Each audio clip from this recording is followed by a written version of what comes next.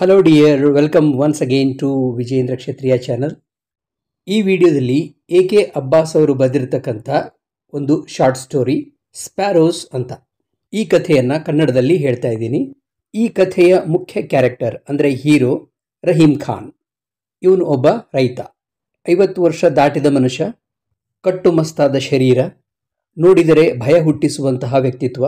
ಆ ಊರಲ್ಲಿ ಕ್ರೂರತೆಗೆ ಇನ್ನೊಂದು ಹೆಸರಂದರೆ ಈ ರಹೀಮ್ ಖಾನ್. ಇವನನ್ನು ಯಾರೂ ಸೇರಲ್ಲ, ಇವನು ಕೂಡ ಯಾರನ್ನೂ ಸೇರಲ್ಲ.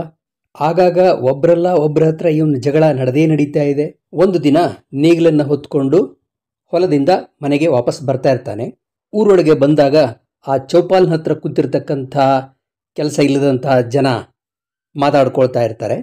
ಅವನು ಅವ್ರ ಮುಂದೆ ಹಾದು ಹೋಗುವಾಗ ಎಷ್ಟು ಜೋರಾಗಿ ಮಾತಾಡ್ತಿದ್ರೋ ಎಲ್ಲರ ಧ್ವನಿ ಕುಗ್ಗಿಬಿಡುತ್ತೆ. ಅಷ್ಟು ಭಯ ಇವನು ಕಂಡ್ರೆ. ಅವನು ಮುಂದೆ ಹೋದ ಮೇಲೆ ಅವನ ಬಗ್ಗೆ ಮಾತಾಡ್ತಾರೆ, ಗಾಸಿಪ್ ಮಾಡ್ತಾರೆ. ಕಲ್ಲು ಮನಸ್ಸಿನ ದೆವ್ವ ಅಂತಾನೆ ಕಲ್ಲು ಅನ್ನೋನು. ದಿನಕ್ಕೆ ಒಂದು ಜೋರಾಗ್ತಾ ಇದೆ. ಮೊನ್ನೆ ರಾಮುನ ಮಗನ್ನ ಚೆನ್ನಾಗಿ ಥಳಿಸ್ಬಿಟ್ಟಿದ್ದಾನೆ. ಯಾಕಂದರೆ ಆ ಹುಡುಗ ಇವನ ಎತ್ತುಗಳ ಮೇಲೆ ಕಲ್ಲುಗ್ದಿದ್ನಂತೆ. ರಾಮನಾಥ್ ಅನ್ನೋನು ಹೇಳ್ತಾನೆ, ಮೊನ್ನೆ ನನ್ನ ಕುದುರೆನ ಇವನು ಆಲ್ಮೋಸ್ಟ್ ಕೊಂದೇ ಬಿಟ್ಟಿದ್ನಪ್ಪ. ಯಾಕೆ ಹುಟ್ಟಿದೆ ಅಂತ ಕೇಳಿದರೆ ತನ್ನ ಹೊಲದೊಳಗೆ ಅದು ಬಂದು ಮೇಯಕತ್ತಿತ್ತು ಅಂತ. ಆ್ಯಕ್ಚುಲಿ ತಪ್ಪು ಇವ್ರ ಕಡೆನೂ ಇರುತ್ತೆ. ರಾಮನಾಥನ ಮಕ್ಕಳೇ ಬೇಕು ಅಂತ ಆ ಕುದುರೆನ ಅವನ ಹೊಲದಲ್ಲಿ ಮೇಯಕ್ಕೆ ಬಿಟ್ಟಿರ್ತಾರೆ. ಆಮೇಲೆ ಬಚ್ಚುಬಾಯಿ ಪಟೇಲ ಹೇಳ್ತಾನೆ, ಹರೇ ರಾಮ್, ಇವನಂತ ಕೆಟ್ಟ ಕ್ರೂರಿನ ನಾನು ಎಲ್ಲಿ ನೋಡಿಲ್ಲಪ್ಪ ಅಂದ. ಒಂದು ಮಕ್ಕಳ ಮೇಲೆ ಕರುಣೆ ಇಲ್ಲ, ಒಂದು ಪ್ರಾಣಿಗಳ ಮೇಲೆ ಕರುಣೆ ಇಲ್ಲ, ಹೊಡೆದಿದ್ದು. ಅದಕ್ಕೆ ಇವನಿಗೆ 2 ಮಕ್ಕಳು ಇವನನ್ನು ಬಿಟ್ಟು ಮನೆ ಬಿಟ್ಟು ಹೋಗ್ಬಿಟ್ರು. ಹೀಗೆ ಇನ್ನೂ ಏನೇನೋ ಅವನ ಬಗ್ಗೆ ಗಾಸಿಪ್ಪು ನಡೀತಾನೇ ಇತ್ತು. ರಹೀಮ್ ಖಾನ್ ತನ್ನ ಗುಡಿಸಲಿಗೆ ಬಂದ. ನೇಗಿಲನ್ನು ಇಟ್ಟು ಎತ್ತುಗಳನ್ನು ಅಲ್ಲಿ ಕಟ್ಟಿ ಹಾಕಿ ಇನ್ನೇನು ಮನೆ ಒಳಗಡೆ ಹೋಗಬೇಕು ಅಂತಿರುವಾಗ ಒಬ್ಬ ಮುದುಕಿ ಹಿಂದ್ಗಡೆಯಿಂದ ಬಂದ್ಲು. ಅದನ್ನು ಗಮನಿಸಿದೆ ಇವ ಹಿಂದಕ್ಕೆ ತಿರುಗಿ ನೋಡ್ದ. ಏನೋ ಹೇಳಲಿಕ್ಕೆ ಬಂದಿದ್ದಾಳೆ. ಅವಳ ಮಾತು ಗಂಟಲಲ್ಲೇ ಕುಸ್ತು ಹೋಗ್ಬಿಡ್ತು. ಇವನ ಮುಖ ನೋಡ್ತಿದ್ದಂಗೆ ಭಯ ಬಂದ್ಬಿಡ್ತು ಆಕೆಗೆ. ಇವನಂದ, ಏನವ ಮುದುಕಿ ಏನ? ಆಕೆ ಹೆದರ್ಕೊಂಡು ಏನು ಹೇಳಲಿಕ್ಕೆ ಆಗ್ತಿಲ್ಲ. ಅಷ್ಟ್ಯಾಕೆ ಹೆದರ್ತೀವಿ, ನಾನೇನು ನಿನ್ನೇನು ತಿಂತೀನನ? ನಾ ಏನು ತಿನ್ನೋದಿಲ್ಲ, ಏನದು ಹೇಳ ಅಂತ ಅಂದ. ಧೈರ್ಯ ತಂದುಕೊಂಡು 2 ಶಬ್ದಗಳಂದ್ಲು. ನಿನ್ನ ಹೆಂಡತಿ ಅನ್ನಷ್ಟರಲ್ಲೇ ಅವನಂದ, ಏನು ಒಡೆಬಿಟ್ಲಾ ಅಂತ ಕೇಳ್ದ. ಇಲ್ಲಪ್ಪ, ಹಂಗೇನಿಲ್ಲ. ಆಕಿ ತನ್ನ ಅಣ್ಣನ ಮನೆಗೆ ಹೋಗ್ಯಾಳೆ, ಇನ್ನೂ ಕೆಲವು ದಿವಸ ಬಿಟ್ಟು ಬರ್ತಾಳಂತೆ, ಇಷ್ಟು ಹೇಳಿ ಹೋಗ್ಯಾಳ ಅಂತ. ಆತು ಹೋಗು, ಆಕೆ ಬಂದಂಗೆ ಐತಂತ ಹೇಳಿ ಒಳಗಡೆ ಇವನು ಹೋದ. ಮುದುಕಿ ವಾಪಸ್ ಹೋದ್ಲು. ಇದನ್ನು ಇವನು ಯಾವಾಗಲಿಂದನೋ ಎಕ್ಸ್ಪೆಕ್ಟ್ ಮಾಡ್ತಾ ಇದ್ದ. ಯಾವತ್ತೋ ಒಂದು ದಿವಸ ಈಗ ನನ್ನನ್ನು ಬಿಟ್ಟು ಹೋಗ್ತಾಳೆ ಅಂತ. ಅದಕ್ಕಾಗಿ ಅವನಿಗೆ ದೊಡ್ಡ ಆಶ್ಚರ್ಯ ಏನು ಅನ್ನಿಸ್ಲಿಲ್ಲ. ಸಹಜವಾಗಿ ಬಂದ, ಚಾರ್ಪಾಯಿ ಮೇಲೆ ಬಿದ್ದುಕೊಂಡ. ಇವರ ಮದುವೆಯಾಗಿ 30 ವರ್ಷ ಆಗಿತ್ತು ಆಲ್ರೆಡಿ. ಈಗ ಅವನಿಗೆ ಆ ದಿನಗಳು ನೆನಪಾದವು. ಚಿಕ್ಕಂದಿನಿಂದನೂ ಇವನಿಗೆ ಬಾಡಿ ಬಿಲ್ಡಿಂಗ್ ಮಾಡೋದು, ಕುಸ್ತಿ ಆಡೋದು, ಅಕ್ರೋಬ್ಯಾಟಿಕ್ಸ್ ಮಾಡೋದು, ಗುಂಡು ಎತ್ತೋದು, ಕೈಗಳ ಮೇಲೆ ನಡೆಯೋದು, ಸಮರ್ ಸಾಲ್ಟ್ ಮಾಡೋದು, ಹೀಗೆ ಎಲ್ಲ ಅಕ್ರೋಬ್ಯಾಟಿಕ್ಸ್ಗಳನ್ನು ಮಾಡ್ತಾ ಇದ್ದ ಇವನು. ಆಗ ಒಮ್ಮೆ ಇವ್ರ ಊರ ಹತ್ರ ಒಂದು ಟೂರಿಂಗ್ ಸರ್ಕಸ್ ಬಂದಿರುತ್ತೆ. ಆ ಸರ್ಕಸ್ಸಲ್ಲಿ ಸೇರಬೇಕು ಅನ್ನೋದು ಇವನಿಗೆ ತುಂಬ ಆಸೆ. ಯಾಕಂದರೆ ಇವನಿಗೆ ಊರಿಂದ ಊರಿಗೆ ಹೋಗೋದು ಮತ್ತು ಅದರೊಳಗೆ ಫೇಮಸ್ ಆಗೋದು ಇದು ಬಹಳ ಇಷ್ಟ ಇವನಿಗೆ. ಅದಕ್ಕೆ ಮನೆಯಲ್ಲಿ ಹೇಳ್ದ, ನಾನು ಸರ್ಕಸ್ ಸೇರ್ತೀನಿ ಅಂತ. ಅವರಪ್ಪ ಒಪ್ಪಲೇ ಇಲ್ಲ. ಅವರ ದೃಷ್ಟಿಯಲ್ಲಿ ಅದೊಂದು ನೀಚ ಕೆಲಸ, ಅಂದರೆ ರೈತಾಪಿಗಿಂತ ಅದು ತುಂಬ ಕಡಿಮೆ ದರ್ಜೆ ಕೆಲಸ ಅಂತ. ಆಗಾಗ ಹಳ್ಳಿಗಳಲ್ಲಿ ಕಂಡಕ್ಟ್ ಮಾಡ್ತಕ್ಕಂಥ ಸಣ್ಣ ಕುಸ್ತಿ ಪಂದ್ಯಗಳಲ್ಲಿ ಇವನು ಭಾಗವಹಿಸ್ತಾ ಇರ್ತಾನೆ. ಒಮ್ಮೆ ಇವನು ಕುಸ್ತಿ ಮಾಡಿ ಗೆದ್ದಾಗ ಅದನ್ನು ನೋಡಲಿಕ್ಕೆ ಬಂದಿರತಕ್ಕಂಥ ಒಂದು ಹುಡುಗಿ, ರಾಧಾ ಅಂತ, ಹಿಂದೂ ಹುಡುಗಿ, ಆಕೆಯ ಪ್ರೀತಿ ಭರಿತ ಕಣ್ಣುಗಳು ಇವನನ್ನು ನೋಡಿದ್ದು ಇವನು ಗಮನಿಸ್ತಾನೆ. ಇಬ್ಬರು ಒಬ್ಬರನ್ನೊಬ್ಬರು ಪ್ರೀತಿಸಲಿಕ್ಕೆ ಸ್ಟಾರ್ಟ್ ಮಾಡ್ತಾರೆ. ಇದು ನಿಧಾನವಾಗಿ ಊರವ್ರಿಗೂ ಗೊತ್ತಾಗುತ್ತೆ, ಮನೆಯವ್ರಿಗೂ ಗೊತ್ತಾಗುತ್ತೆ. ರಹೀಮನ ಅಪ್ಪ ತುಂಬ ಕಟ್ಟರವಾದಿ. ಒಬ್ಬ ಹಿಂದೂ ಹುಡುಗಿಯನ್ನು, ಅವರನ್ನು ಕಾಫಿರ್ ಅಂತ ಕರಿತಾನವನು, ಅಂದರೆ ಕೀಳು ಜನ ಅಂತ. ಅಂತಹ ಒಂದು ಹಿಂದೂ ಹುಡುಗಿಯನ್ನು, ಕಾಫಿರ್ ಹುಡುಗಿಯನ್ನು ಸೊಸೆಯಾಗಿ ತಂದುಕೊಳ್ಳೋದು ಅವನಿಗೆ ಸುತಾರಾಮ್ ಒಪ್ಪಿಗೆ ಇರಲಿಲ್ಲ. ವಿಷಯನ ರಾಧಾ ಅಪ್ಪವನಿಗೂ ತಿಳಿಸಿದ.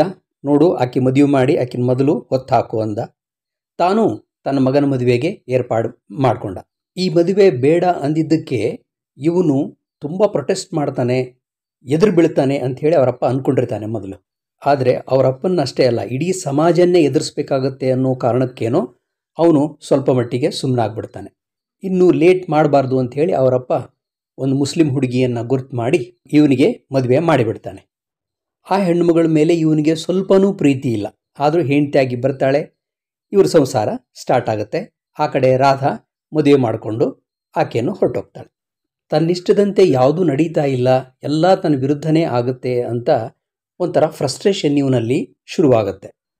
ಹೊರಗಡೆ ಜನರ ಹತ್ರ ಸಣ್ಣ ಸಣ್ಣ ವಿಷಯಕ್ಕೆ ಜಗಳಾಡೋದು, ಗುದ್ದಾಡೋದು, ಹೊಡೆದಾಡೋದು ಮಾಡ್ತಾನೆ. ತನಗಿಷ್ಟವಿಲ್ಲದ್ದು ಸಣ್ಣ ಪುಟ್ಟದ್ದು ಏನೇ ನಡೆದ್ರೂ ಕೂಡ ಅದರ ಸಿಟ್ಟನ್ನು ತೊಗೊಂಡು ಬಂದು ಆ ಹೆಂಡತಿ ಮೇಲೆ ಹಾಕೋದು. ಯಾವಾಗಲೂ ವಾರದಲ್ಲಿ 1-2 ಸಲ ಆಕೆಯನ್ನು ಹೊಡೆಯಲಿಲ್ಲ ಅಂದರೆ ಇವನಿಗೆ ಸಮಾಧಾನ ಇಲ್ಲ. ಹೀಗೆ ಇವನ ದಬ್ಬಾಳಿಕೆಯನ್ನು, ಕ್ರೂರತೆಯನ್ನು ಸಹಿಸಿಕೊಂಡು 30 ವರ್ಷ ಆಕೆ ಕಾಲ ಕಳೆದಿದ್ದಾಳೆ ಪಾಪ. ಇವತ್ತು ಇವನಿಲ್ಲದಾಗ ಮನೆ ಬಿಟ್ಟು ಹೋಗಿದ್ದಾಳೆ. ಆಕೆ ಹೋಗಿದ್ದು ಇವನು ಮನಸ್ಸಿಗೇನೂ ನೋವಾಗಿಲ್ಲ, ಸ್ವಲ್ಪ ಇರುಸು ಮುರುಸು ಆಗಿದೆ, ಸಿಟ್ಟು ಬಂದಿದೆ. ಮೊದಲಿಗಿಂತ ಜಾಸ್ತಿ ಸಿಟ್ಟು ಈಗ ಬಂದಿದೆ. ಆದರೆ ಇವತ್ತು ಏನು ಮಾಡೋ ಸ್ಥಿತಿಯಲ್ಲಿಲ್ಲ. ಯಾಕಂದರೆ ತನ್ನ ಸಿಟ್ಟನ್ನು ಹೊರಗೆ ಹಾಕಲಿಕ್ಕೆ ಎದುರಿಗೆ ಯಾರೂ ಇಲ್ಲ. ಇದ್ದದ್ದು ಒಂದೇ ಆ ಬೆಕ್ಕು. ಆ ಮ್ಯಾವು ಮ್ಯಾವು ಅಂತ ಇದ್ದರೆ ಅದನ್ನು ಸಿಟ್ಟಿ ಹೋಗಿ ಅದನ್ನು ಹಿಡ್ಕೊಂಡು ಅದನ್ನು ಹೊರಗಡೆ ಎಸ್ದು ಬಿಡ್ತಾನೆ. ರಾತ್ರಿ ಊಟನೂ ಮಾಡದೆ ಹಾಗೆಯೇ ಮಲ್ಕೊಂಡ್ಬಿಡ್ತಾನೆ. ಬೆಳಿಗ್ಗೆ ತುಂಬ ತಡವಾಗಿ ಹೇಳ್ತಾನೆ. ಯಾಕಂದರೆ ಸಾಮಾನ್ಯವಾಗಿ ಬೇಗ ಇವನನ್ನು ಎಬ್ಬಿಸಿ ಹೊಲಕ್ಕೆ ಕಳಿಸ್ತಾ ಇದ್ದದ್ದು ಅವನ ಹೆಂಡತಿ. ಇವತ್ತು ಎಬ್ಸೋಕೆ ಮನೆಯಲ್ಲಿ ಯಾರೂ ಇಲ್ಲ. ಲೇಟಾಗಿ ಎದ್ದು ಪ್ರಾತರ್ವಿಧಿ ಮುಗಿಸಿ ಮೇಕೆಗಳಿಂದ ಹಾಲನ್ನು ಕರೆದ. ಆ ಹಾಲನ್ನು ಹಿಂದಿನ ದಿನ ಇದ್ದಂಥ ಚಪಾತಿಗೆ ಅದನ್ನು ಹಾಕ್ಕೊಂಡು ತಿಂದು ಹುಕ್ಕ ತಗೊಂಡು ಸೇದ್ಕೊಂಡು ಕೂತ್ಕೊಂಡ ಚಾರ್ಪಾಯಿ ಮೇಲೆ. ಈಗ ಅವನಿಗೆ ಲೋನ್ಲಿನೆಸ್ ಅಂದರೆ ಏನು ಅಂತ ಫೀಲ್ ಆಗ್ತಾ ಇದೆ. ಹಾಗೆ ಆ ಕಡೆ ಈ ಕಡೆ ನೋಡ್ತಾ ಒಮ್ಮೆ ಮೇಲೆ ನೋಡ್ತಾನೆ. ಅಲ್ಲಲ್ಲಿ ಮೂಲೆಗಳಲ್ಲೆಲ್ಲ ಜೇಡ್ರ ಬಲೆ ಇದ್ದದ್ದನ್ನು ನೋಡ್ತಾನೆ. ಅಸಹ್ಯವಾಗಿ ಕಾಣ್ತಾ ಇದ್ದವು. ಅವುಗಳನ್ನು ತೆಗಿಬೇಕು ಅಂತ ಒಂದು ಉದ್ದವಾದ ಕೋಲು ತಗೊಂಡ ಅದಕ್ಕೆ ಒಂದು ಬಟ್ಟೆಯನ್ನು ಸುತ್ತಿ ಆ ಮೇಲ್ಗಡೆ ಅವುಗಳನ್ನೆಲ್ಲ ತೆಗಿಲಿಕ್ಕೆ ಹೊರಟ. ಆಗ ಅವನು 2 ಗುಬ್ಬಚ್ಚಿಗಳು ಅಲ್ಲಿ ಒಂದು ಗೂಡನ್ನು ಕಟ್ಕೊಂಡಿದ್ದನ್ನು ನೋಡ್ತಾನೆ. ಆ ಗುಬ್ಬಚ್ಚಿಗಳು ಅಲ್ಲೇ ಓಡಾಡ್ತಿರ್ತವೆ. ಮೊದಲು ಅವನಿಗೆ ಸ್ವಲ್ಪ ಕೋಪ ಬರುತ್ತೆ. ಆ ಕೋಲನ್ನು ಬದಿಗಿಟ್ಟು ಒಂದು ಸ್ಟೂಲನ್ನು ತಗೊಂಡು ಬಂದು ಅಲ್ಲಿ ಇಟ್ಟು ಮೇಲ್ಗಡೆ ಹತ್ತಿರದಿಂದ ಆ ಗೂಡಿನ ಕಡೆ ನೋಡ್ತಾನೆ. ಆ ಗೂಡೊಳಗಡೆ 2 ಸಣ್ಣ ಮರಿಗಳು. ಇವನು ಗೂಡಿಗೆ ಹತ್ತಿರ ಬಂದಿದ್ದನ್ನು ನೋಡಿ ಗುಬ್ಬಚ್ಚಿಗಳಿಗೆ ಭಯ, ಆತಂಕ ಶುರುವಾಗುತ್ತೆ. ಆ ತಾಯಿ ಗುಬ್ಬಚ್ಚಿ ಇವನ ಮೇಲೆ ಅಟ್ಯಾಕ್ ಮಾಡುತ್ತೆ. ಕಣ್ಣಿಗೆ ಕುಕ್ಕಲಿಕ್ಕೆ ಬರುತ್ತೆ. ಅದು ಕಣ್ಣಿನ ಮೇಲೆ ಅಟ್ಯಾಕ್ ಮಾಡಿದ್ದಕ್ಕೆ ಇವನಿಗೆ ತುಂಬ ಕೋಪ ಬರುತ್ತೆ ಗುಬ್ಬಚ್ಚಿ ಮೇಲೆ. ಆದರೂ ಆ ಪುಟ್ಟ ಹಕ್ಕಿಯ ಧೈರ್ಯ ಅವನಿಗೆ ಮೆಚ್ಚುಗೆ ಆಗುತ್ತೆ. ಆದರೂ ಏನೂ ಮಾಡೋಕ್ಕಾಗಲ್ಲ, ಬಂದು ಕೂತ್ಕೊಳ್ತಾನೆ. ಮಾರನೇ ದಿನ ಮತ್ತೆ ಯಥಾ ರೀತಿ ಎದ್ದು ಕೆಲಸಕ್ಕೆ ಹೋಗ್ತಾನೆ. ಮತ್ತೆ ಸಂಜೆ ವಾಪಸ್ ಬರ್ತಾನೆ. ಮನೆ ಒಳಗೆ ಹೋಗ್ತಿದ್ದಂಗೆ ಅವನ ಗಮನ ಆ ಗುಬ್ಬಚ್ಚಿಯ ಗೂಡಿನ ಮೇಲೆ ಹೋಗುತ್ತೆ. ಸ್ಟೂಲ್ ಇಟ್ಕೊಂಡು ಮತ್ತೆ ಹತ್ತಿರ ಹೋಗಿ ಅವುಗಳನ್ನು ನೋಡ್ತಾನೆ. ಆಶ್ಚರ್ಯ ಅಂದರೆ ಅವನು ಅದಕ್ಕೆ ಏನೂ ಮಾಡೋದೇ ಇಲ್ಲ. ಅವನ ಸ್ವಭಾವದ ಪ್ರಕಾರ ಇಷ್ಟೊತ್ತಿಗೆ ಆ ಗೂಡನ್ನು ಕಿತ್ತೊಗೆದು ಬಿಡಬೇಕಾಗಿತ್ತು, ಹಕ್ಕಿಗಳನ್ನು ಸಾಯಿಸಿಬಿಡ್ಬೇಕಾಗಿತ್ತು ಅವನು. ಹೀಗೆಯೇ ನಿತ್ಯ ಅವುಗಳನ್ನು ನೋಡೋದು, ಅವು ಬೆಳೀತಾ ಇರುವುದನ್ನು ನೋಡಿ ಖುಷಿ ಪಡೋದು, ಆ ಮರಿಗಳಿಗೆ ದಿನ ಬ್ರೆಡ್ ಕ್ರಮ್ಸ್ ತಂದು ತಿನ್ನಿಸೋದು. ಅವುಗಳಿಗೆ ತನ್ನ ಮಕ್ಕಳ ಹೆಸರನ್ನು ಇಡ್ತಾನೆ. ನೂರು ಮತ್ತು ಬುಂದು ಅಂತ ಅವನ ಮಕ್ಕಳ ಹೆಸರು. ಈಗ ಪ್ರೀತಿಯಿಂದ ಆ ಹೆಸರಿನಿಂದ ಅವುಗಳನ್ನು ಕರೆದು ಸಂತೋಷ ಪಡ್ತಾ ಇದ್ದಾನೆ. ಈ ದಿನಗಳಲ್ಲಿ ಹೊರಗಡೆ ಕೂಡ ಇವನ ವರ್ತನೆ ಬದಲಾಗ್ತಾ ಇದ್ದದ್ದನ್ನು ಜನ ಗಮನಿಸ್ತಾರೆ. ಯಾರೊಂದಿಗೂ ಜಗಳ ಇಲ್ಲ. ತಾನು, ತನ್ನ ಮನೆ, ಅಲ್ಲಿರುವ ಗುಬ್ಬಚ್ಚಿಗಳ ಗೂಡು, ಆ ಗುಬ್ಬಚ್ಚಿಗಳು, ಇದೇ ಇವನ ಪ್ರಪಂಚ. ಆ ಗುಬ್ಬಚ್ಚಿಗಳ ಜೊತೆ ಒಂದು ಬಾಂಧವ್ಯ ಬೆಳೆದು ಬಿಟ್ಟಿದೆ. ಇವನಲ್ಲಾದ ಬದಲಾವಣೆ ಆತನ ಎತ್ತುಗಳಿಗೂ ಕೂಡ ಗೊತ್ತಾಗುತ್ತೆ. ಯಾಕಂದರೆ ಆ ಬಾರ್ಕೋಲ್ ತಗೊಂಡು ಹೊಡೆದು ಆ ಚರ್ಮಕ್ಕೆಲ್ಲ ಗಾಯ ಆಗಿದ್ದು ಈಗ ಆಲ್ಮೋಸ್ಟ್ ಎಲ್ಲ ಮಾದು ಹೋಗಿವೆ ಅವು. ಈಗ ಒಂದು ದಿನವೂ ಅವನು ಹೊಡೆಯಲ್ಲ ಎತ್ತುಗಳನ್ನು. ದಿನಾಲೂ ಆ ಗುಬ್ಬಚ್ಚಿಗಳಿಗೆ ಇವನು ಬ್ರೆಡ್ ಕ್ರಮ್ಸ್ ತಂದು ಹಾಕಿ ತಿನ್ನಿಸ್ತಾ ಇರ್ತಾನೆ. ನಂತರ ತಾನು ಅಡುಗೆ ಮಾಡಿಕೊಂಡು ತಿಂದು ಇದೇ ರೀತಿ ದಿನಗಳನ್ನು ಕಳೀತಾ ಇರ್ತಾನೆ. ಒಂದು ದಿನ ಇವನು ಹೊಲದಿಂದ ವಾಪಸ್ ಬರ್ತಾ ಇರುವಾಗ ಕಾರ್ಮೋಡ ಕವಿದಂತಾಗಿ ಇನ್ನೇನು ಜೋರಾಗಿ ಮಳೆ ಬರಬೇಕು ಆ ಥರ ಆಗುತ್ತೆ. ಇವನು ಅವಸರದಿಂದ ಸ್ಪೀಡಾಗಿ ನಡ್ಕೊಂಡು ಬರೋದನ್ನು ನೋಡಿ ಅಲ್ಲಿ ಆಟ ಆಡ್ತಕ್ಕಂಥ ಮಕ್ಕಳು ಇವನ ನೋಡಿ ಓಡೋಗ್ಬಿಡ್ತಾರೆ. ಗೋಡೆ ಹಿಂದ್ಗಡೆ, ಕಾಂಪೌಂಡ್ ಹಿಂದ್ಗಡೆ ಬಚ್ಚಿಟ್ಕೊಂಡು ನೋಡ್ತಿರುವಾಗ ಇವನು ಹೇಳ್ತಾನೆ, ಯಾಕ್ರಪ್ಪ ಓಡೋಗ್ತೀರಿ, ನಾನೇನು ಹೊಡೆಯಲ್ಲ ನಿಮಗೆ, ಬನ್ನಿ ಅಂತ ಕರೀತಾನೆ. ಆದರೂ ಮಕ್ಕಳು ಧೈರ್ಯ ಮಾಡಲ್ಲ. ಆದರೆ ಈ ರೀತಿಯ ಒಂದು ಸಾಫ್ಟ್ ನೇಚರ್ ಇವನಲ್ಲಿ ಬಂದಿದ್ದು ಜನರಿಗೆ ತುಂಬಾ ವಿಚಿತ್ರ ಅನ್ನಿಸ್ತಾ ಇದೆ. ಅದಕ್ಕೆ ಕಾರಣ ಈ ಗುಬ್ಬಚ್ಚಿಗಳು. ಒಂಟಿತನದ ಅವನ ಜೀವನದಲ್ಲಿ ಜೊತೆಯಾಗಿರುವ ಈ ಗುಬ್ಬಚ್ಚಿಗಳು. ಇವನು ಎತ್ತುಗಳನ್ನು ಹೊರಗಡೆ ಕಟ್ಟಿ ಒಳಗೆ ಹೋಗ್ತಿದ್ದ ಹಾಗೆ ಜೋರಾಗಿ ಮಳೆ ಬರಲಿಕ್ಕೆ ಶುರುವಾಯಿತು. ಎಂದಿನಂತೆ ಆ ಬ್ರೆಡ್ಗಳ ಚೂರುಗಳನ್ನು ತಗೊಂಡು ನೂರು ಬುಂದು ಬರ್ರಪ್ಪ ಅಂಥೇಳಿ ಕರೆದ. ಸಾಮಾನ್ಯವಾಗಿ ಇವನು ಒಳಗಡೆ ಬಂದ ತಕ್ಷಣವೇ ಓಡಿ ಓಡಿ ಬರ್ತಕ್ಕಂಥ ಆ ಗುಬ್ಬಚ್ಚಿಗಳು ಇವತ್ತು ಬರ್ತಾನೇ ಇಲ್ಲ. ಕರೆದರೂ ಬರದೇ ಇದ್ದದ್ದನ್ನು ನೋಡಿ ಇವನಿಗೆ ಸ್ವಲ್ಪ ಅನುಮಾನ ಆಗುತ್ತೆ. ಸ್ಟೂಲ್ ಹಾಕ್ಕೊಂಡು ಹತ್ತಿ ಅಲ್ಲಿ ನೋಡ್ತಾನೆ. ಗುಬ್ಬಚ್ಚಿಗಳೆಲ್ಲ ನೀರಿನಲ್ಲಿ ತೊಯ್ಸ್ಕೊಂಡು ನಡುಗ್ತಾ ಇದ್ದಾವೆ. ಚಪ್ಪರದಲ್ಲಿ ಒಂದು ರಂಧ್ರ ಆಗಿ ಆ ರಂಧ್ರದ ಮೂಲಕ ನೀರು ಲೀಕ್ ಆಗ್ತಾ ಇದೆ. ಆ ನೀರು ಬಂದು ಇವುಗಳ ಮೇಲೆ ಅಲ್ಲಿ ಬೀಳ್ತಾ ಇದೆ. ಇದನ್ನು ನೋಡಿ ರಹೀಂ ಖಾನನ ಮನಸ್ಸು ಚುರ್ರಂತು. ಮಳೆ ಜೋರಾಗಿ ಬರ್ತಾ ಇದ್ರೂ ಅದನ್ನು ಲೆಕ್ಕಿಸದೇನೆ ಹೊರಗಡೆ ಹೋಗೇ ಬಿಟ್ಟ. ಏಣಿ ಇಟ್ಟು ಚಪ್ಪರದ ಮೇಲೆ ಹತ್ತಿ ಹೋಗಿ ಅದು ಎಲ್ಲಿ ಲೀಕ್ ಹೋಲಾಗಿತ್ತೋ ಅಲ್ಲಿ ಅದನ್ನು ಬಂದ್ ಮಾಡಿ ಲೀಕ್ ಆಗದಂಗೆ ಮಾಡಿ ಬಂದ.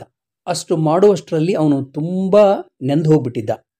ಇದರಿಂದಾಗಿ ಶೀತ ಹಿಡಿದು ಅವನಿಗೆ ನೆಗಡಿ ಶುರು ಆಗೋಯ್ತು. ಹಾಗೆ ಇದು ಜ್ವರ ಬರೋ ಹಾಗೆ ಆಗೋಯ್ತು. ಮುಂದಿನ 2 ದಿನಗಳಲ್ಲಿ ಜ್ವರ ಹೆಚ್ಚಾಗಿ ಇವನಿಗೆ ಎದ್ದು ಓಡಾಡ್ಲಿಕ್ಕೆ ಕೂಡ ಆಗದೇನೆ ಚಾರ್ಪಾಯಿ ಮೇಲೇನೆ ಮಲಗಿದ್ದ ಒಳಗಡೆ. 2 ದಿನದಿಂದ ಇವನು ಹೊರಗಡೆ ಬರದೇ ಇದ್ದದ್ದನ್ನು ಗಮನಿಸಿದ ಜನ ಅಲ್ಲಿಗೆ ಬರ್ತಾರೆ. ಬಾಗಿಲ ಸಂದಿನ ಒಂದು ಬಿರುಕಿನಿಂದ ಒಳಗಡೆ ಇಣಿಕಿ ನೋಡ್ತಾರೆ. ಚಾರ್ಪಾಯಿ ಮೇಲೆ ಮಲಗಿದ್ದ ರಹೀಂ ಖಾನ್ ತನ್ನಷ್ಟಕ್ಕೆ ತಾನೇ ಮಾತಾಡ್ಕೊಳ್ತಾ ಇದ್ದಾನೆ.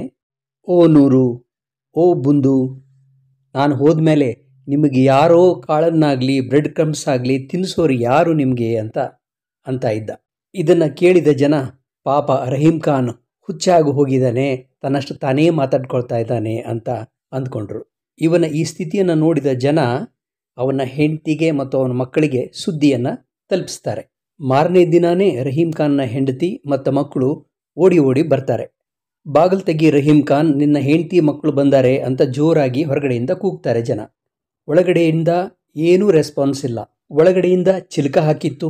ಜೋರಾಗಿ ಕೂಗಿದ್ರೂ ಒಳಗಡೆಯಿಂದ ಉತ್ತರ ಬಾರದೇ ಇದ್ದಾಗ ಗಾಬರಿಗೊಂಡ ಜನ ಬಾಗಿಲನ್ನು ಮುರಿದು ಒಳಗಡೆ ಹೋಗ್ತಾರೆ. ಒಳಗಡೆ ಗುಬ್ಬಚ್ಚಿಗಳ ಹಾರಾಟದ ಶಬ್ದ ಬಿಟ್ಟರೆ ಇನ್ಯಾವ ಶಬ್ದವೂ ಇರಲಿಲ್ಲ.